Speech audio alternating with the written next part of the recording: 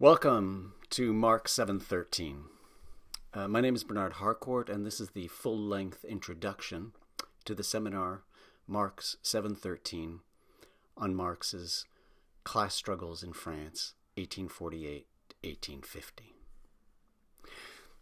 Imagine what it might have felt like to be in the throes of writing and disseminating the Communist Manifesto, and to learn that the workers of Paris had begun to rise up in an insurrection and demand democratic elections, a ministry of labor, and national workshops, as if the historical account of the Communist Manifesto was coming to life before one's very eyes.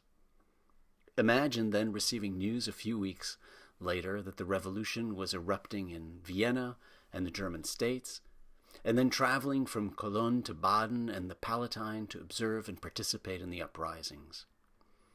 Engels joined the workers on the barricades in Baden, carrying munitions and fighting alongside the armed workers against the Prussian army. Engels would recount his involvement in an article titled "The Campaign for the German Imperial Constitution" after their defeat at the Battle of Rinthal and his escape to Switzerland. Marx was with Engels at first, but then set off to Paris for meetings on behalf of the Central Committee of the German Democrats, and to begin the process of launching a new radical newspaper, the Neue Rheinische Zeitung, the New Rhenish Gazette. A few months later, the Parisian workers were decimated in the bloody June days of 1848, and with that, the second proletarian revolution, prefigured in the Communist Manifesto, was quashed in France. But Marx nevertheless identified a win. The counterrevolution and repression by the bourgeoisie had effectively crystallized the workers into a class and given birth to a revolutionary proletariat, self-conscious of its role in history. In a set of newspaper articles that Marx drafted in 1850 on the situation in France, and that he published in the Neue Rheinische Zeitung, and that Engels later collected into a book titled Class Struggles in France, 1848-1850, Marx argued that the June defeat gave birth to a proletariat class, and a proletarian revolution of the same character, texture, or longevity as a monarchy, as the monarch. The proletarian revolution now had two bodies, like the king's two bodies described by Ernst Kantorowicz. One body that can be crushed, repressed, and killed, and another body that lives on. And so Marx's first article concludes with that expression, "And we cry," he writes, "the revolution is dead, long live the revolution." The set of articles collected in Class Struggles in France were written and published over a year after the June defeat. So that was also after Louis Napoleon Bonaparte had been elected president of the Second Republic, which was in December 1848, and during the time of a conservative consolidation or counter-revolution in France. But before Louis Napoleon would seize power in a coup d'etat on December 2nd, 1851, and before he was proclaimed emperor a year later, on December 2nd, 1852. So by contrast to the 18th Brumaire of Louis Bonaparte, which, as its title reflects, addressed the coup d'etat and the birth of the Second Empire, and which we will study next at Marx 813 with Kendall Thomas, this first set of articles appears in the middle of the story. In these articles, Marx is first and foremost a political essayist, an editorialist, and a historian, quickly writing about fast-moving historical circumstances, drawing on first-hand sources and informants, and confronting his materialist historical approach with the reality of revolutionary developments on the ground.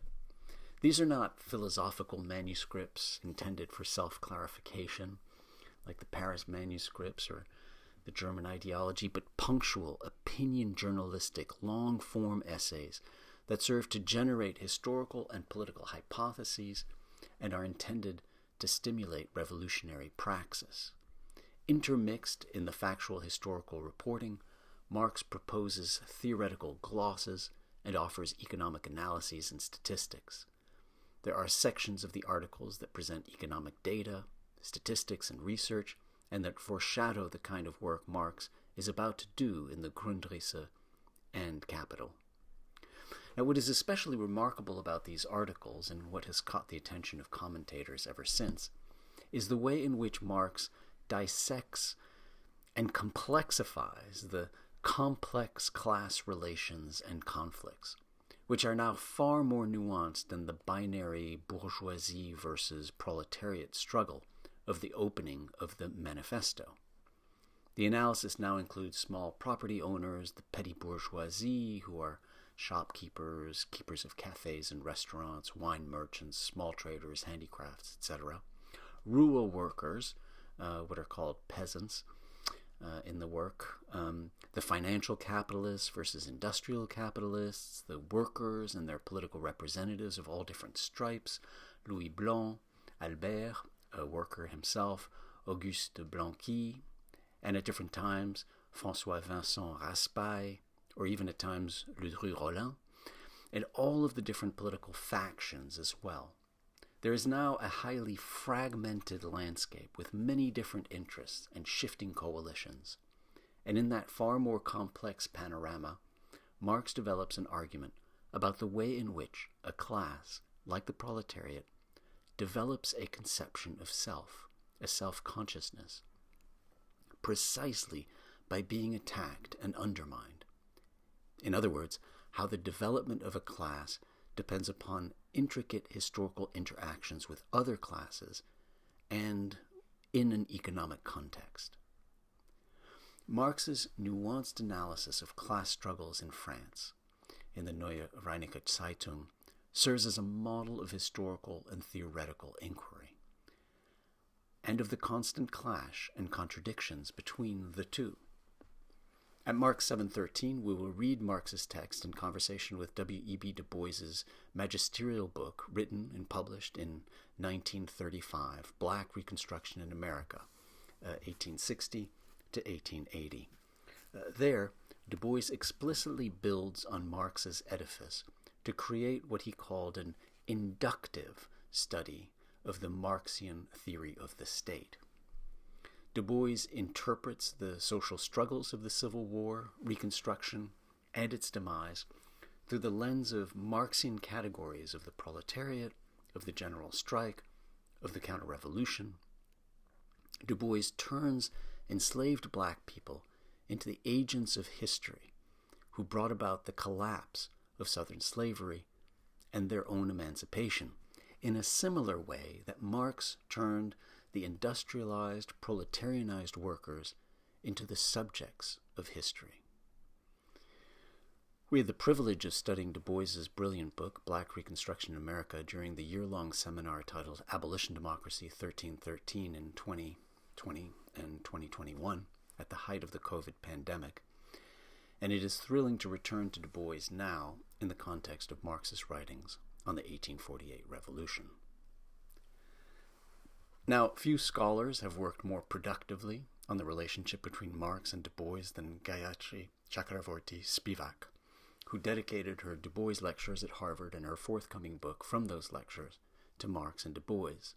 It is thus an honor and a privilege to welcome Gayatri Spivak back to these 1313 seminars to discuss and read class struggles in France in conversation with Black Reconstruction in America. Gayatri Chakravorty Spivak is the university professor at Columbia University and a founding member of the Institute for Comparative Literature and Society. She is a preeminent expert on Marx and Du Bois and has joined us previously at these 1313, so we are thrilled to have her back.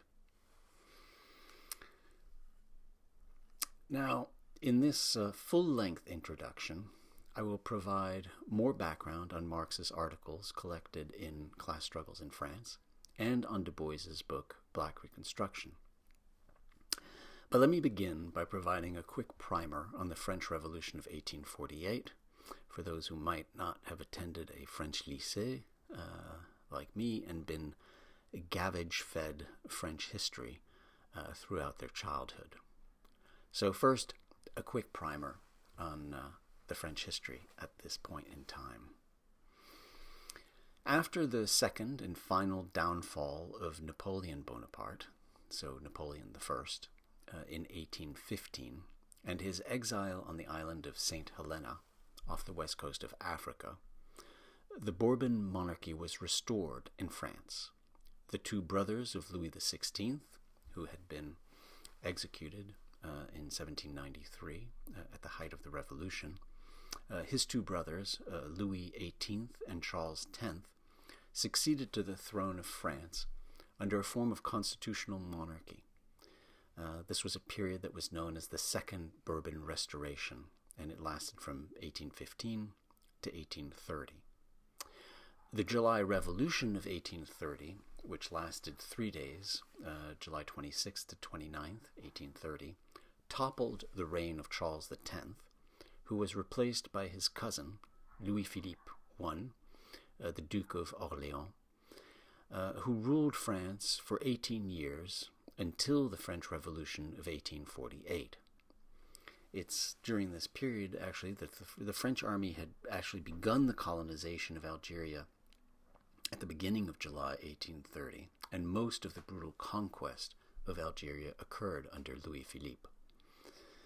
But by 1848, Louis-Philippe was becoming increasingly conservative, groomed by the leading conservative French statesman, François Guizot, whose administration had expelled Marx from France in February 1845, and was increasingly under the thumb of the financial bourgeoisie.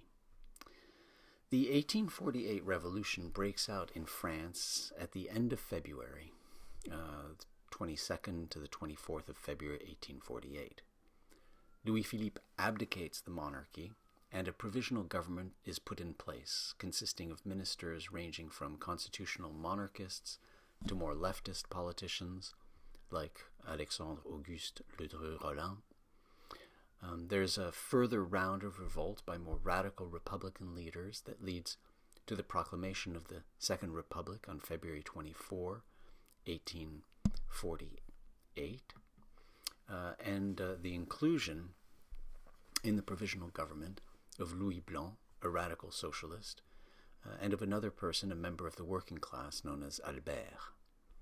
National elections in April 1848 favor the moderate Republicans and constitutional monarchists, who now outnumber 10-1 the radicals and socialists in the Constituent Assembly.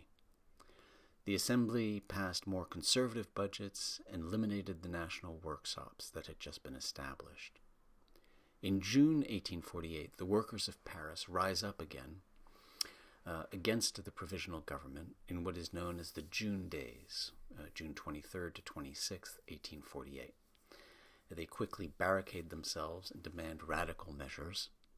The workers, artisans, and students are then crushed by the artillery of General Louis-Eugène Cavaignac, who would then govern provisionally himself. Following the bloody June Days of 1848, the Assembly passes a democratic constitution providing for the election of a president and a single-branch legislature by universal male suffrage. At the ensuing elections on December 10, 1848, Louis Napoleon Bonaparte, the nephew of Napoleon I, is elected President of the Republic. Following that, there are legislative elections in May 1849 that produce a monarchist majority in the Assembly that slowly but surely enacts increasingly conservative measures. Faced with a one-term limit that looms in 1852 and significant personal debts, Louis Napoleon Bonaparte seizes power in a coup on December 2nd, 1851, extending his presidential powers for 10 years.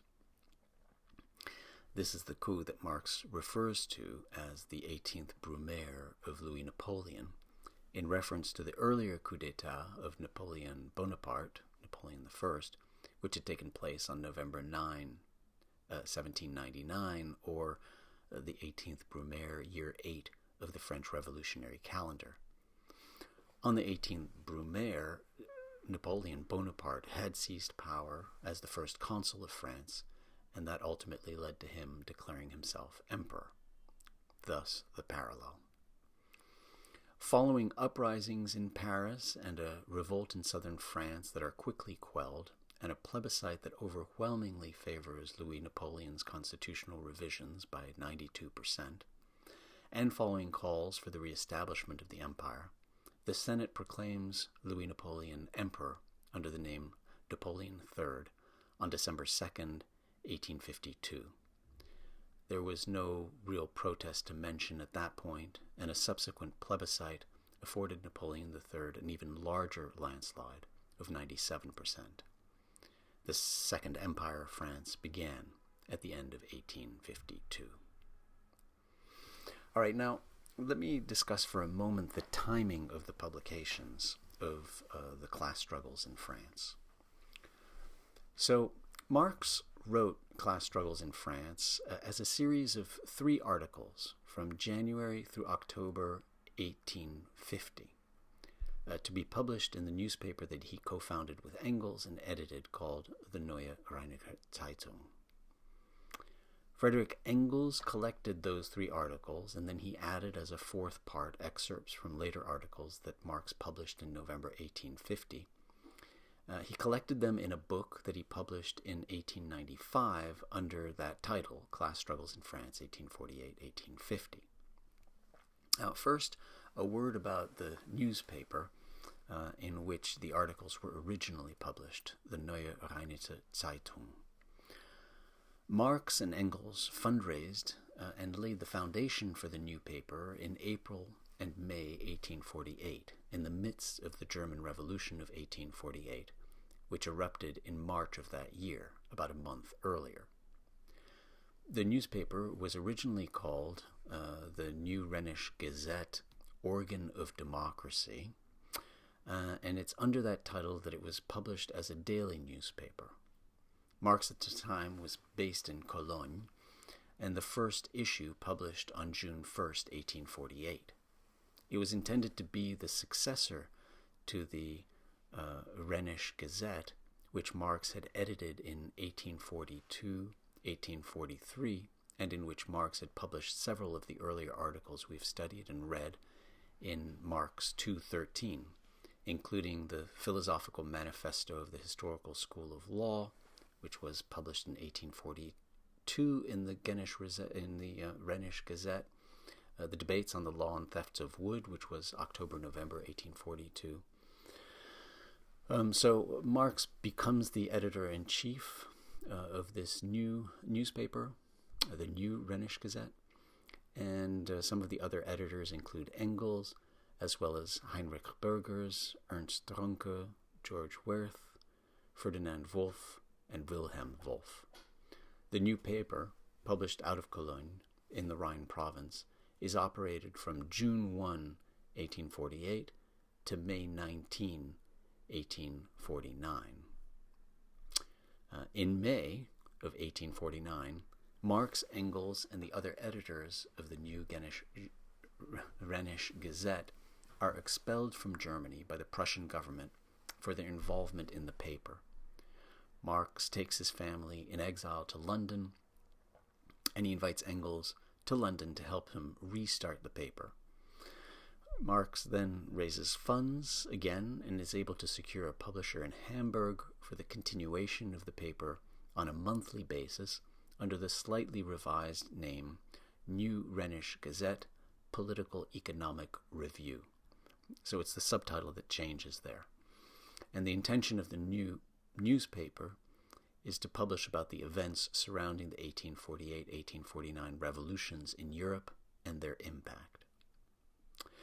So the Neue Rheinische Gazette, Political Economic Review, publishes 6 issues from January 1850 to the end of November 1850, when the last issue, which was a double issue, number 5 and 6, comes out. The publication of the paper was prevented thereafter, So the 3 articles and the 4th excerpt that forms Class Struggle were published in the following issues on the following dates of the Political Economic Review. Part 1, or Chapter 1, originally titled The Defeat of June 1848, was published in issue number 1 of the Political Economic Review in January 1850. Part 2, which was originally titled June 13, 1848, is published in the 2nd issue around February 1850. Part 3, originally titled Consequences of June 13, 1849, was published in the 3rd issue around March of 1850. And then the final part, Part 4, which is titled The Abolition of Universal Suffrage, 1850, was added by Engels when he published the set of articles in book form under the title Class Struggles in France, and it includes passages from articles that Marx wrote and published in the final double issue of the review, numbers 5 and 6, at the end of November 1850. Now, the important temporal point, of course, is that these articles were all written and published after the June defeat of the proletariat and after Louis Napoleon was elected president of the Second Republic, but 1 year before he seized power in the coup d'etat of December 2nd, 1851, and 2 years before he was proclaimed emperor on December 2nd, 1852. So they are really written right while the events are occurring and before the takeover and turn to empire. And let me say a few words about the text itself, Class Struggles in France, 1848-1850. In these 1850 articles, Marx theorizes at the same time as he recounts history, and vice versa. He confronts theoretical insights and hypotheses with historical developments, statistics, economic research, and first-hand accounts. These articles are a form of praxis, and they're intended to stimulate revolutionary action. They are political, engaged, opinionated, often satirical and witty, biting at times, punchy, and rallying. Reading them, one senses that they are a call to revolution. They're not intended to be neutral or detached. Marx is pushing theoretical interpretations on historical facts with the obvious pedagogic intention of educating the reader as ally about the proletariat and about revolution, and of fomenting a proletarian revolution. Now, in the process, Marx develops a central thesis. The revolution of 1848 may not have brought about the emancipation of the proletariat, but it turned the proletariat into a more self-conscious class, into a real revolutionary party. All the wins and the many more losses of the workers, and their defeat in the bloody June days of 1848, gave birth to the working class. The February Revolution was not for naught, because it created a united counter-revolutionary front that helped crystallize the workers into a revolutionary party. What was defeated, Marx asserts, was not the revolution, but instead, in his words, the pre-revolutionary traditional appendages that had not yet sharpened into real class struggle. That would only happen, right? They would sharpen into class struggle, Marx maintained, quote, not by the victory of February, but only by a series of defeats. And so, in a very telling passage, Marx writes, the proletariat, by dictating the republic to the provisional government, and through the provisional government to the whole of France, stepped into the foreground forthwith as an independent party, but at the same time challenged the whole of bourgeois France to enter the lists against it. What it won was the terrain for the fight for its revolutionary emancipation, but by no means this emancipation itself. So in a series of kind of displacements, right, Marx tries to argue what happened and what didn't happen.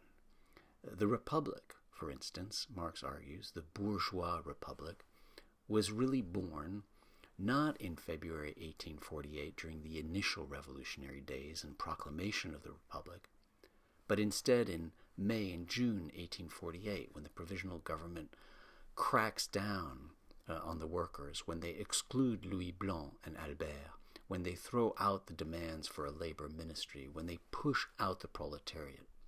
The real place, he writes, of the bourgeois republic is not the February victory, it is the June defeat. Marx's argument, in essence, is that the French Revolution of 1848 fundamentally changed French history and was the condition of possibility of a proletarian revolution. It put the communist revolution next in line.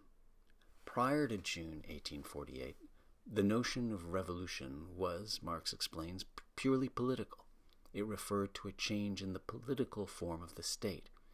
It referred to the change in the monarchy and constitutional monarchy, to the political regime.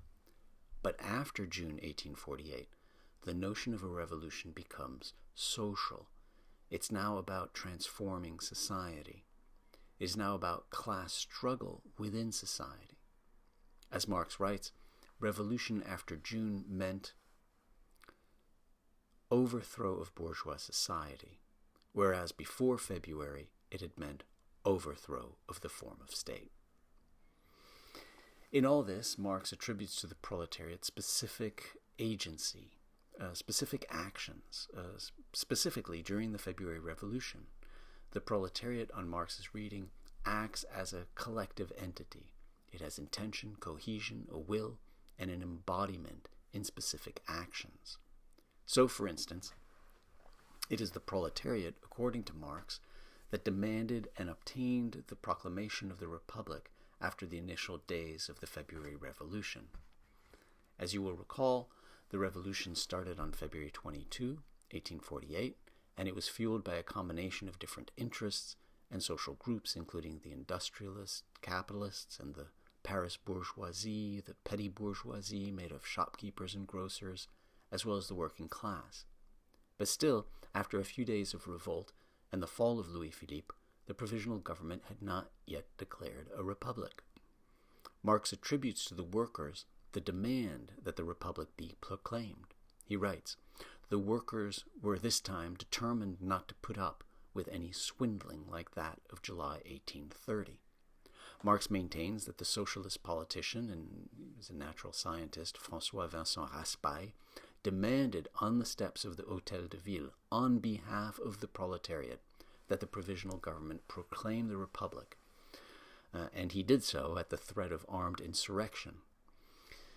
Marx maintains that the provisional government caved into those demands, such that it was the proletariat that forced the bourgeoisie during the February Revolution to proclaim the republic and to impose universal male suffrage. Note, Marx here and elsewhere always refers to universal suffrage, even though it was only universal male suffrage, so I'll make sure to include the male. This was a major achievement of the workers with significant repercussions, according to Marx, because, as he writes, instead of a few small factions of the bourgeoisie, whole classes of French society were suddenly hurled into the circle of political power, forced to leave the boxes, the stalls, and the gallery, and to act in person upon the revolutionary stage. Now, at the same time, this served to unify the bourgeoisie and demonstrate the way in which it had become prominent by re-enfranchising the small propertied classes who had lost all power gradually under the July monarchy. They'd lost all power to the financial aristocracy.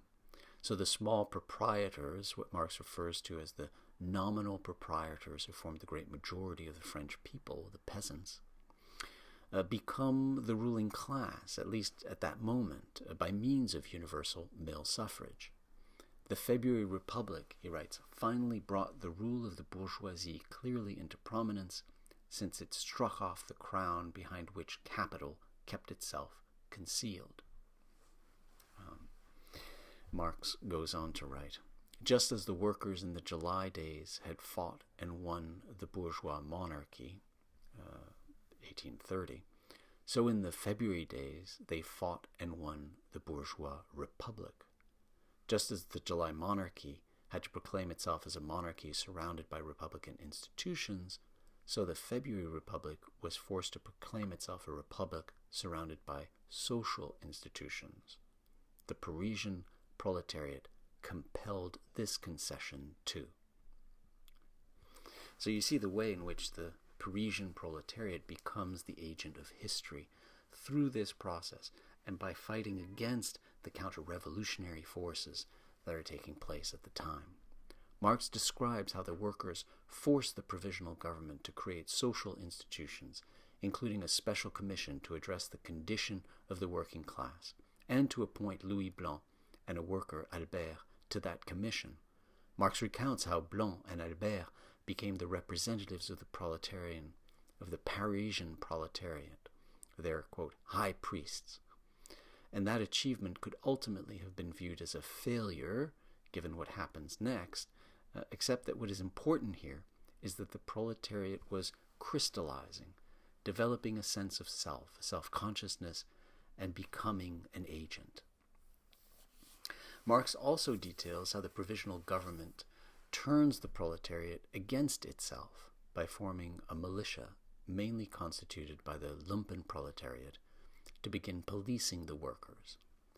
The provisional government formed mobile guards made up mostly of young men who, as Marx writes, belonged for the most part to the lumpenproletariat, which, in all big towns, form a mass strictly differentiated by the industrial proletariat, from the industrial proletariat, a recruiting ground for thieves and criminals of all kinds, living on the crumbs of society, people without a definite trade, vagabonds, gens sans feu et sans aveu, with differences according to the degree of civilization of the nation which they belong, but never renouncing their Lazzaroni character, capable of the most heroic deeds and the most exalted sacrifices, as of the basest banditry and the dirtiest corruption. I'll come back to this passage and his description of the lumpenproletariat. For the time being, though, it's important to understand that what he's trying to describe is the fact that as the proletariat itself was being formed, in these class struggles, the bourgeoisie began to try and use parts of the proletariat against the proletariat, that there were all kinds of strategic factions, strategic efforts and creation of factions going on during this period that was giving rise to certain class formations and also divisions internal to those class formations. The members of this mobile guard were paid very low wages. They were bought on the cheap, given uniforms and leaders, and eventually they became the bloodhounds of the provisional government. So the proletariat were fooled, in effect, duped into believing that these were its protectors, when in fact they would serve to protect the bourgeoisie. Alongside this military wing, the provisional government also created a column of workers in the national workshops. Now, Marx viewed the national workshops that were created not as the product of Louis Blanc's work and effort, nor as Louis Blanc's vision, but instead as a deceptive bourgeois plot. These were not the workshops that Blanc had envisioned, but instead tedious, monotonous, unproductive earthworks, nothing more, he writes, than, quote, English workhouses in the open. They were used as a ploy, Marx says, an excuse for the bourgeoisie to attack the form of socialism that was being developed. And they ended up being more of a ploy than an advance for the proletariat, although, according to Marx, they did feed the proletariat class as a wing of the proletariat, by contrast to the mobile guard, which became the bloodhounds of the bourgeoisie. All right, now let me turn to a few key concepts that emerge from class struggles in France, the first of which is this idea of two stages of revolution. Now, Marx had made clear in the manifesto that advanced bourgeois revolutions, like the one that was supposed to take place in Germany in 1848, surely the one that was taking place in France in 1848, that these advanced bourgeois revolutions were precursors of a proletarian revolution. In the case of Germany, Marx had forecast a bourgeois revolution of a more advanced nature than the revolutions in England or in France, followed by a proletarian revolution. He had written, and this was from the Communist Manifesto, the bourgeois revolution in Germany will be but the prelude to an immediately following proletarian revolution.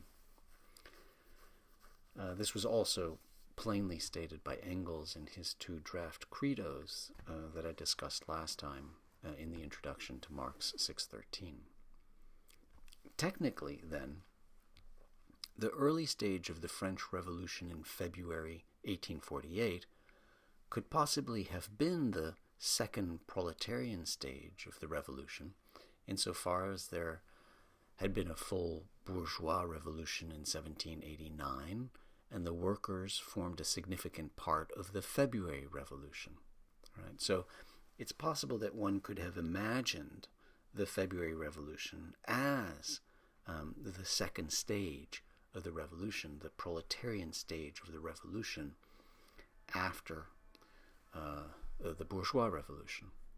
Alternatively, the February Revolution could have served as the completion of the first stage of the bourgeois revolution and could have led then to the second stage, which would have been the June uprising. Now, under either scenario, there were moments when it must have seemed to Marx that the two-stage theory was being instantiated. It might have seemed that way in the first few days of the February uprising. The bourgeois and the workers together overthrew the July monarchy. The workers put in place the Republic. Plus, the provisional government would come to include two radical socialists, W.E.B and Albert. And recall that in the manifesto, Marx and Engels had specifically stated that the Communist League was aligned in France with the Social Democrats, by which they meant, according to the note that Engels drops, Ledru-Rollin, Louis Blanc, and the radical Republicans associated with the newspaper Réforme, what Engels called a section of the Democratic or Republican Party more or less tinged with socialism. So it's almost as if the factions that the Communist League was going to ally itself with had been made part of the provisional government. And the provisional government even implemented national ateliers, national workshops, which, to be sure, Marx criticized harshly, claiming that they were a bourgeois conspiracy to undermine socialism, had nothing to do with the worker cooperative workshops or the ateliers nationaux that Blanc favored. But even so, they did create national workshops. And even though the provisional government did not establish a ministry of labor or government entity for workers, and did not give Blanc or Albert their own ministerial functions, the two were part of the provisional government, which from the outside might have looked promising. On top of that, there had been a proletariat uprising within the bourgeois republic in June of 1848. For several days in June, the most radical, avant-gardist, proletariat revolutionaries, the communists in effect, rose up in revolt under Louis-Auguste Blanqui. Blanqui was a Marxist-Leninist avant la lettre. He believed in a vanguard revolutionary party that would take power for the workers. And for a few days in June, Blanqui led a revolution on the heels of a bourgeois revolution. It must have felt, for certain moments, that reality was actualizing itself, that critical theory was coming alive, that Marx's theory of the two stages of revolution was being realized. In the end, though, of course, we know, at least in 1850, at the midsection of all of this, and surely with the empire, but in 1850, end of 1850, we know that the predictions about a two-stage revolution are not panning out. Engels discusses this at length in his 1895 introduction, arguing that Marx and he ultimately understood as early as the autumn of 1850 that, quote, the first chapter of the revolutionary period was closed and that nothing further was to be expected until the outbreak of a new world crisis. Engels spotlights Marx's argument in the final chapter of Class Struggles that economic crises are the main drivers of revolutions, and that the French Revolution was principally the product of the world trade crises of 1847. As Marx wrote, a new revolution is only possible as a result of a new crisis. It is just as certain, however, as this. In any event, the two-stage theory would continue to play a central role in Marx's thought and, of course, come back to life during the Commune uprising of Paris in the spring of 1871. Importantly, it served as the lens through which Lenin read, interpreted, and aspired to actualize the Communist Manifesto, as we discussed at the last seminar, Marx 613. 67 years after the publication of Class Struggles in France, Lenin would pronounce the April theses, which we discussed last week, and call for a second proletariat revolution to complete the job of the February 1917 Russian Revolution. Two other quick points here. First, it's interesting to see that Marx twines his two-stage theory of revolution with a model of civil war. Marx quotes a passage from the Neue Rheinische Gazette about the June defeat, which clearly reflects that he's adopting the matrix of civil war.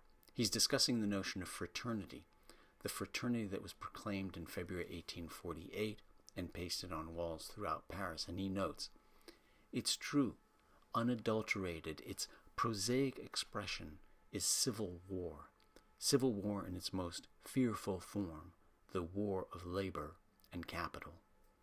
It's interesting to see here the matrix of civil war as the true expression of fraternity, in very much the same way that Michel Foucault would develop his theory that relations of power should be modeled on civil war in the 1970s. Second, there is a fascinating passage on page 58 about order, where Marx argues that the call for order is the common thread through all counter-revolutionary appeals and actions. Order is the counter-revolution, something I hope to come back to later if we have a chance to discuss revolution, counter-revolution, or Germany in 1848. The articles published under Marx's name, written by Engels, that really develop the kind of concept of the counter-revolution. But it's interesting here to see that Marx associates the idea of counter-revolution with the notion of order and the call for order. I think that's very perceptive and very right. Okay, another aspect of the text, Class Struggles, has to do with the French peasantry. Now, on my reading, Marx's analysis of the French peasantry reflects more than anything their fickleness. Marx portrays the French peasant as a weather vane. Marx is most disparaging of the rural populations in their reactionary moments, at which point Marx characterizes them as treasonous and unreliable. He's far more charitable and valorizing when they align themselves with the proletariat. But in these articles, Marx is not so much explicitly critiquing their fickleness as he is alternating between two modes, attacking them for their conservatism, signaling hope that they may be a force for revolution. Those two different modes, kind of the attack when they're conservative, the hope, the promise when they seem to lean towards or work with the proletariat. The article ends, for instance, in November 1850 on an upbeat note with the peasants outraged at Louis Napoleon for having allowed the legislature to reimpose a wine tax. Now, given that the rural populations are so fickle and change their politics so easily, it's hard to imagine how they could ever be good allies. But Marx navigates back and forth on this point, as I'll explain. And let me just note, though, at the outset that I find the term peasant somewhat offensive and demeaning, especially today. The problem is that it's hard to find a good substitute term. Rural workers could work, or agriculturals could work, but they don't function that well. First, because the inclusion of the term worker creates almost too much of a proximity to the working class. And second, because many of the quote-unquote peasants were implicated in property ownership of one form or another, and of mortgage relations, which was not the case for workers. I'm at a loss to find a perfect term. Farmers and farmhands is not right either, because we generally think of the large farmers or fermiers when we use that term. Rural population and rural class are closest, although they seem almost too broad. But in any event, not entirely satisfied, I will use the terms peasant or peasantry with scare quotes, and as synonyms sometimes use rural population, rural class, or rural workers. Okay, back to the argument then. In the early period of the February Revolution, on Marx's account, the rural population becomes the bastion of the counter-revolution, because the provisional government, facing growing deficits, decides to impose a tax that ultimately lands on the French peasantry. The provisional government avoids burdening the financiers and the bankers, even though they were putatively the target of the February Revolution. The financiers, the financial aristocracy, in fact, continues to dominate the industrial bourgeoisie. And as another aside, I should note that Marx is practically always referring to the bankers and financiers as Jews in what can only be described as an anti-Semitic stereotype and trope. He refers to the Rothschilds as les Juifs rois de l'époque. He refers to the Jews of finance and the Bourse Jews, for instance. Now, he doesn't so much impugn them because of their Jewishness as because of their capitalism, but he's unquestionably playing into the anti-Semitic tropes of French and European society at the time. Again, back to the argument. So, faced with growing deficits, then, the provisional government, instead of imposing a tax on the banks or the financial classes, or on the manufacturers or property owners, imposes one that hits hardest on the rural populations. So, at an early stage of the February Revolution, the rural class gets transformed into a counter-revolutionary force. Marx writes, whereas the revolution of 1789 began by shaking the feudal burdens off the peasants, the revolution of 1848 announced itself with a new tax on the rural population in order not to endanger capital and keep its state machine going. One of the key lessons of the February Revolution for Marx is the conservatism of the rural population. Whereas in the Communist Manifesto, Marx viewed the rural workers as fellow travelers supportive of proletarian revolution, now, 2 years later, Marx is far more critical of the peasants. Marx portrays the election of Louis Napoleon as president in December 1848 as the coup d'etat of the peasants. He portrays Louis Napoleon's victory as an insurrection of the rural population against the Republic. He writes, December 10, 1848, when Louis Napoleon was elected president, was the day of the peasant insurrection. So it was the reactionary coup d'etat of the rural population, overthrowing the existing bourgeois government and, of course, anticipating the coup of Louis Napoleon 3 years later. But a year later, on December 20, 1849, the legislature restores the wine tax in the name of a Bonapartist ministry, and the rural populations turn against Louis Napoleon like a weather vane, or so Marx believed. The wine tax, Marx suggested, was considered the greatest possible offense to the peasants. In fact, Louis Napoleon's uncle, Napoleon I, supposedly declared at St. Helena that it was the reintroduction of the wine tax that led to his downfall, because it alienated the rural population. In 1849, the rural class is particularly upset at the wine tax because they feel that they have been betrayed. They are the ones who brought Louis Bonaparte to power. It was treasonous that under his rule the wine tax would be reimposed. Marx writes, "The French peasant, when he paints the devil on the wall, paints him in the guise of a tax collector. From the moment when Montalembert elevated taxation to a god, the peasant became godless, atheist, and threw himself in the arms of the devil, socialism." Marx intimates here that the rural population will change political positions at will based on their perceived interests and are prepared to be either conservative or radical based on whoever is enforcing or resisting the tax collector. But he seems to be suggesting here that they are thrown into the arms of socialism, which is a much more sanguine view of the rural population than elsewhere in the text.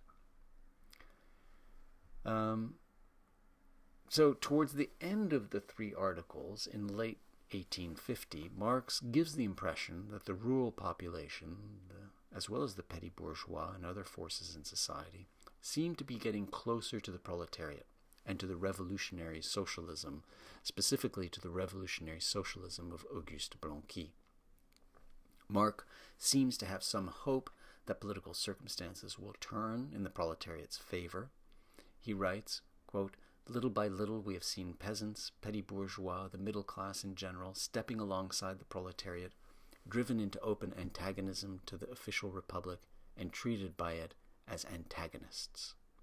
He even gets carried away with the idea that the kind of socialism that the proletariat are increasingly embracing is the radical version of Blanqui, or more specifically, quote, "the declaration of the permanence of the revolution, the class dictatorship of the revolution, the class dictatorship of the proletariat as the inevitable transit point to the abolition of class differences generally, to the abolition of all the productive relations on which they rest, to the abolition of all the social relations that correspond to these relations of production, to the revolutionizing of all the ideas that result from these social connections." Right? This is very enthusiastic for Marx, and it's the radical version of Blanqui, which he believes or intimates or suggests that the proletariat are increasingly embracing. Now, Marx, of course, is careful, but I detect a sense of promise at the end, or by the end of the 3rd article. There's a silver lining to the elections of March 10, 1850, which didn't pan out that well, but there's a silver lining. There's a possibility, in Marx's words, that the proletariat may be, quote, "on the point of making a revolution." And this is tied in part to the shifting winds of the rural population. It seems as if there may be a realignment of interest. Marx characterizes the election in March 1850, which is where the 3rd article ends, as a premonition. He actually almost prefigures the famous line of the Parisian students in May 1968. You'll recall, "Sous les pavés, la plage." That was 1968. Marx writes here, "Behind the ballot papers lay the paving stones." Now, Whether the French rural populations were realigning themselves with the workers, well, later events in France in 1851 would cast doubt on that. And at our next seminar, Marx 813, we will read Marx's 18th Brumaire, and we'll see his position on all that. As for whether rural populations more generally could serve as allies of the working class, I think that's a much larger debate that develops mostly in the 20th century with the communist revolutions in Russia, in China, and elsewhere. As it stands today, the debate over the rural populations, I think, raises really interesting questions that are at the heart of new readings of the late Marx and of eco-socialist and degrowth communist reinterpretations of Marx, such as Kohei Saito's Slow Down, How Degrowth Communism Can Save the Earth. Kohei Saito joined us for the last Marx 613 and was speaking about that in his intervention, where he argues, of course, in that book for a Marx that is not productivist nor Eurocentric, but instead attuned to climate change and the need for degrowth, and that imagines a path to communism that does not require industrialization, but can go directly through rural populations. So more on that, hopefully, later in this year, especially when we get to the late Marx, or rather the new late Marx. In any event, though, these are interesting questions that arise from Marx's treatment of the rural population, or what are called the peasants, in class struggles in France. One other dimension of the text has to do with the financial capitalists, the financial aristocracy. Another key dimension that class struggle raises is the role of the bankers and financiers, and more generally of credit and finance, in the capitalism of the time and in Marx's thought. There's a deep awareness in these articles of the importance of financial capitalism. Marx interprets the July monarchy, so the rule of Louis-Philippe from 1830 to 1848, as gradually dominated by bankers and by the finance aristocracy. By contrast, the industrialist bourgeoisie, petty bourgeoisie, and rural populations were excluded from power. So there was a power struggle between the bankers and financiers on the one hand, and the industrialist bourgeoisie, petty bourgeoisie, and rural populations, and of course, the proletariat. Marx viewed the financiers as thugs and criminals, pretty much just like the way he viewed the lumpenproletariat. They act, Marx writes, in the same way, quote, that regularly lead the lumpenproletariat to brothels, to workhouses and lunatic asylums, before the bench, to bagnios, and to the scaffold. Interestingly, Marx expresses an equal disdain for the financiers as for the lumpenproletariat, something I will come back to in a moment. Marx argues that a set of two economic crises in the period leading up to 1848, what he refers to as the potato blight and the bad harvest of 1845 and 1846, and a general commercial and industrial crisis in England, that those two economic crises led the Paris bourgeoisie to the barricades in protest of the financiers' capture of Louis-Philippe, resulting in the February Revolution and the establishment of the provisional government. This question of the role of finance in capitalism and of the financiers in bourgeois republicanism is another major theme of class struggles that we will need to track as we proceed forward toward the Grundrisse, the capital, and beyond capital to the late Marx. We might ask from now on, based on these different dimensions, one, what role for rural populations, for peasants, in the communist revolution, according to Marx? And two, what role for finance in our understanding of capitalism? and for the financiers and bankers in the historical trajectory of capitalism, again, according to Marx. A final word then on the text, which is the final chapter, Chapter 4, The Abolition of Universal Suffrage, 1850. In the final part of Class Struggles, added by Engels using extracts of Marx's writings from November 1850, Marx writes about the abolition of universal male suffrage in the law of May 22, 1850, and the restrictions on the press, another law that followed shortly thereafter. He is somber at this point. He characterizes the passage of these laws as the moment at which, quote, the Revolutionary and Democratic Party steps off the official stage. It is on this note that the series of articles ends, awaiting the reopening of the National Assembly in November 1850. So let me just address one issue that's of particular interest to me, certainly, as a criminalist or penalist like myself, and it has to do with crime and punishment and with the lumpenproletariat. I think it's really fascinating that in these articles, crime and punishment play a central role actually in the history of the February Revolution, in Marx's writings, and in the reforms that were enacted and then repealed. Questions of punishment played a key role in the provisional government. Many of the first and important reforms that the provisional government enacted involved abolition of punishment. One of their first acts was to abolish slavery in the colonies. They abolished capital punishment for political offenses.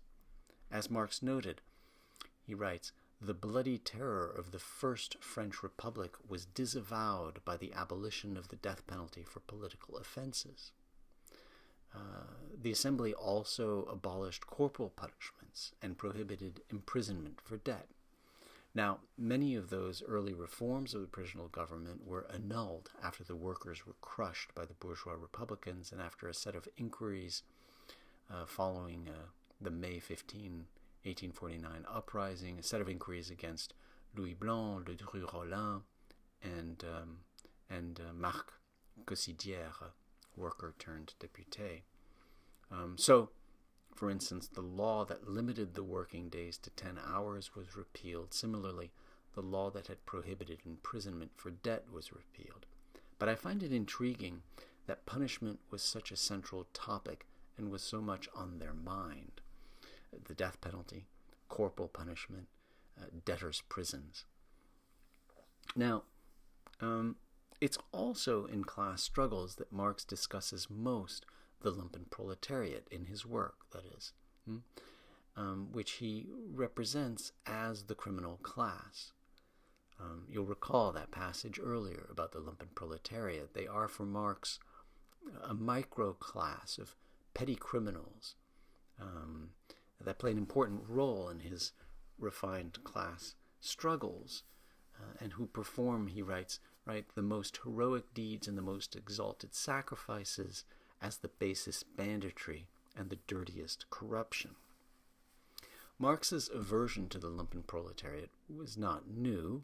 Recall how in the manifesto, Marx and Engels had suggested that the lumpenproletariat, whom they referred to so disparagingly there as that passively rotting mass,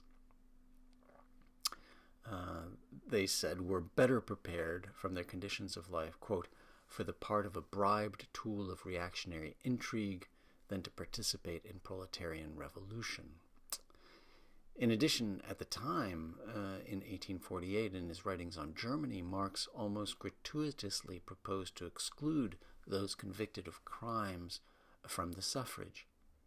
He didn't have to. He deliberately made that choice. He effectively anticipated a 13th Amendment-style exception to voting rights.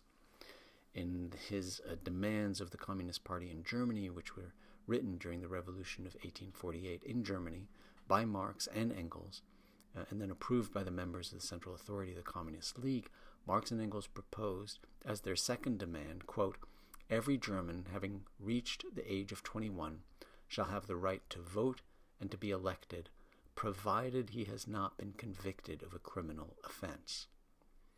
It's somewhat remarkable that in their proposed demands, right, they would be carving out an exception for criminal disenfranchisement. The contrast, I think, is really sharp with someone like Huey Newton, who, by contrast, saw the lumpenproletariat as the very force of revolution. Newton himself identified as a petty criminal, which was why he studied law, to be a better burglar, he says, in his autobiography. And it was mostly among those in prison and re-entering society that Newton felt most kinship and promise, something we discussed at Cooperism 1013 on the Black Panther parties last year. But it's interesting to see that, it's possible to take a completely different view, which is certainly what Huey Newton did, of what could be called the lumpenproletariat. I think Sylvia Wynter, in her work, in her essay Unsettling the Coloniality of Being, Power, Truth, Freedom, kind of recognizes this as well, or at least recognizes that today in the United States, the people in prison are the functional equivalent of Fanon's wretched of the earth. And by analogy to Fanon would be those who are best situated to challenge the social order. Right? Of course, Fanon's notion of the wretched of the earth was itself a challenge to the idea of the proletariat. But what's interesting here is that Sylvia Wynter equates the wretched of the earth with the lumpenproletariat, effectively, as a challenge to the idea of the proletariat. She writes in her essay, Fanon's category of les damnés is comprised today in the United States of, quote, the criminalized majority of black and dark-skinned Latino inner-city males now made to man the rapidly expanding prison industrial complex, together with their female peers, the kicked-about welfare moms. So how the lumpenproletariat could have seemed so threatening to Marx is not entirely clear to me, and I hope to develop these questions in further writings. But at this point, let me move on from class struggles in France, Marx, to W.E.B. Du Bois's Black Reconstruction in America. So at Marx 713, we will be reading Class Struggles in conversation with W.E.B. Du Bois's Black Reconstruction in America, a text that we studied extensively a few years ago at Abolition Democracy 1313. Gayatri Spivak joined us back then in one key session on Du Bois, and I'll refer you to that because it really developed well. Black Reconstruction. The philosopher Amy Allen also offered a very compelling reading of Du Bois's proximity to Marx, and back then I tried to highlight the kind of productive tensions between Marx and Du Bois. The best place to begin, though, I think, here is with a footnote to the title of Chapter 10 of Du Bois's Black Reconstruction in America. The chapter is titled The Black Proletariat in South Carolina, and after the word proletariat, Du Bois drops a note in the margin, and he writes, "The record of the Negro worker during Reconstruction presents an opportunity to study inductively the Marxian theory of the state." It's a brilliant opening line, and it effectively synthesizes, in a way, Du Bois's work in Black Reconstruction. Because Du Bois's work is inductive. Du Bois is proceeding up from the thick historical material of the black experience during Reconstruction, inductively, to the theoretical level of Marxian analyses. In the same way that Marx was constantly confronting historical facts and political theory in class struggles, Du Bois is continually clashing the historical record of Reconstruction and its downfall with an analysis of the political and economic dimensions in the style of Marx. Now, there's more in that footnote. It's actually a brilliant footnote, including a fascinating discussion of how democracy alone, how universal male suffrage alone is not enough to amount to the, quote, dictatorship of the black proletariat, which was the title that Du Bois was originally going to give the chapter. The vote alone is not adequate. Class struggle cannot rest until the workers, he says, use their votes consciously to rid themselves of the domination of private capital. Too many of the freed black workers, Du Bois argues, were still under the spell of what he calls the idea of that day, namely, that the only real escape for a laborer was himself to own capital. These writings from almost 100 years ago speak so vividly to our own times. In Black Reconstruction in America, Du Bois demonstrates how the enslaved black people became the subjects of history and achieved their own emancipation by escaping the plantations in waves and joining the northern armies en masse. By contrast to the dominant historiography of the Civil War at the time, which attributed little agency to enslaved persons, Du Bois turned the enslaved black people into the motor of history, just like Marx turned the proletariat into the agent of history. On Du Bois's reading, the tide of runaways and volunteers determined the outcome of the Civil War. This withdrawal and bestowal of his labor, of the enslaved black person's labor, decided the war, Du Bois writes. Du Bois interpreted the phenomenon through the prism of the general strike, which was the very title of Chapter 4, wherein it is argued in Du Bois's words, in his subtitle, where Du Bois writes specifically, wherein it is argued that how the black worker won the war by a general strike, which transferred his labor from the Confederate planter to the northern invader, in whose army lines workers began to be organized as a new labor force. That's on page 55. An essential reference point to understanding this is Gayatri Spivak's entry for general strike in Rethinking Marxism, which I have linked to on the website for Marx 1313, so you can read that as well. As Gayatri Spivak writes there, quote, Du Bois was, in other words, rethinking Marxism to see if collective subaltern agency, bringing about the necessary change in the mode of production, could also be theorized into a general strike, although not on the factory floor. This is what caused him to describe waiting and watching for the right moment to join the Union Army, so that Northern capital could find its consolidation through abolition democracy and Negro suffrage over against the historically anomalous plantation capitalism, a general strike. At the other end of Reconstruction, Du Bois interprets the demise of Reconstruction through the lens of counterrevolution, borrowing perhaps one of the most iconic terms, counterrevolution, from Marx and Engels, and their analysis of class struggles during the 1848 revolutions in France and Germany. Chapter 14 of Du Bois's work, specifically titled Counter-Revolution of Property, draws a direct link back to Marx and the primacy of economic forces, as well as our general ignorance of that. It is here that the reader will find telling passages, like the one where Du Bois laments that, quote, Charles Sumner, who was the abolitionist senator from Massachusetts, Charles Sumner did not realize, and that other Charles, Karl Marx, had not yet published Das Kapital to prove to men that economic power underlies politics.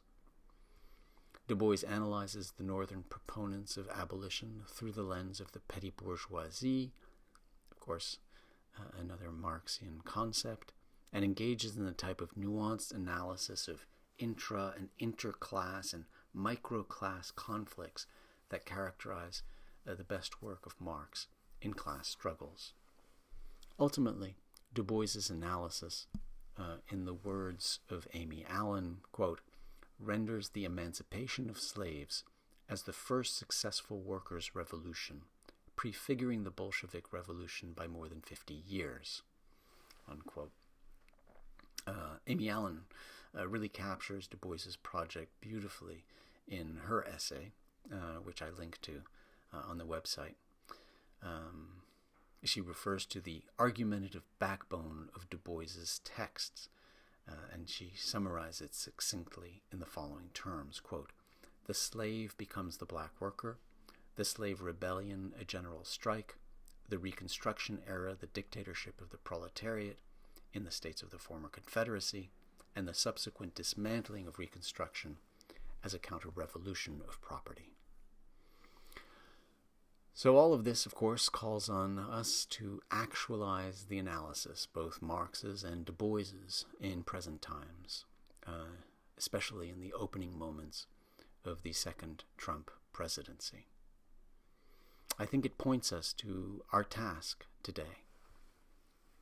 The task today, as I see it, is to engage in the kind of nuanced analysis of class struggles that Marx and Du Bois modeled, but with a conception of class writ large, no longer just the working class or the proletariat, no longer centered on the industrialized labor for Marx or the black experience in the afterlife of slavery for Du Bois, although both are central to the analysis, but class struggles understood broadly as all the societal cleavages along lines of race and ethnicity, gender, wealth, precarity, sexuality, education, religiosity, etc. The key now is to understand and dissect, first, the intricate social conflicts between, for instance, between evangelicals, urban abolitionists, white nationalists, undocumented immigrants, college protesters, the MAGA base, Silicon Valley billionaires, Haitian immigrants, tech bros, Cuban expats, black women voters, anti-fascists, and everything in between. Second, in the context and against the backdrop of the political economic forces of globalization, of energy consumption, of artificial intelligence, of climate change, etc., that are driving history forward. 3, in order to get a handle and gain leverage on the current moment to push it towards forms of cooperation and solidarity. Of this I have no doubt. That is the task. As for its execution, well, that's the most pressing matter. It's our work in progress. I would say in a way it's our raison d'être of this seminar.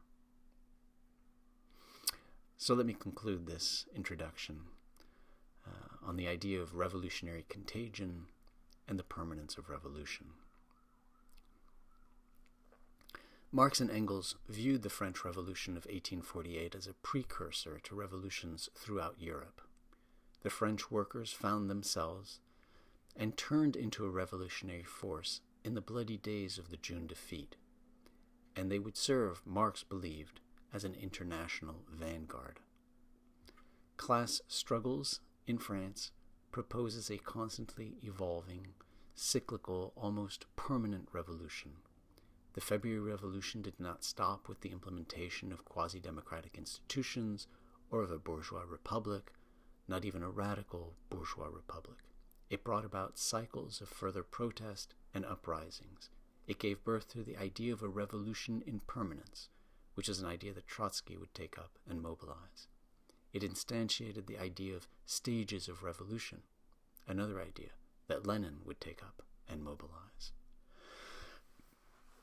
But our story here, of course, in this seminar, Marx 713, ends in late 1850, at a moment of interregnum, perhaps. As we know, things did not go as planned for the Parisian revolutionary workers. The rural population in particular led a counter-revolution, which is what gives rise to the next text we will be studying at Marx 813 with Kendall Thomas, the 18th Brumaire of Louis Bonaparte. Already in Class Struggles, Marx characterized Napoleon as the most simple-minded man in France. The task of the 18th Brumaire, Marx would write, was to demonstrate how the class struggle in France created circumstances and relationships that made it possible for a grotesque mediocrity to play a hero's part. The task in the 18th of Brumaire was to focus on class struggles, right?